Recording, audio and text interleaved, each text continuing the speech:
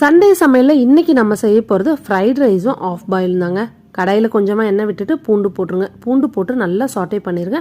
அதுக்கப்புறமா குட்டி குட்டியாக கட் பண்ணின பெரிய வெங்காயம், ஸ்வீட் கார்ன், கேரட், துருவின கேபேஜ் சேர்த்துக்கோங்க. கொஞ்சமாக பச்சை மிளகாய் சேர்த்துக்கோங்க. இது எல்லாம் நல்லா கலர் மாறி வர்றதுக்கு 1 நிமிஷம் மூடி போட்டு மூடி வைங்க. மூடி வச்சதுக்கப்புறமா எடுத்துகிட்டு கொஞ்சமாக பெப்பர்தூள், கொஞ்சமாக சில்லி பவுடர் சேர்த்துக்கோங்க. இது ரெண்டையுமே சேர்த்துட்டு நல்லா கலந்து விடுங்க.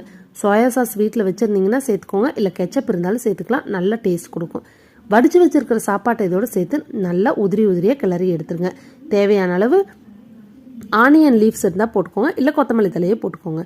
இப்போ அடுப்பை நல்லா சூடு பண்ணிவிட்டு ஆஃப் பாயிலுக்கு முட்டை உடையாமல் பொத்து ஊற்றி நல்லா எண்ணெய் விட்டு சைடில் எல்லாம் வெந்ததுக்கப்புறம் பெப்பர் தூள் போட்டுட்டு கொஞ்சமாக தனி மிளகாய் தூள் போட்டு உப்பு போட்டுட்டு வெந்ததுக்கப்புறமா எடுத்து அந்த ஃப்ரைட் ரைஸ் மேலே வச்சு சாப்பிடுங்க. சூப்பராக இருக்கும். செஞ்சு பார்த்துட்டு சொல்லுங்கள். தேங்க்ஸ் ஃபார் வாட்சிங்.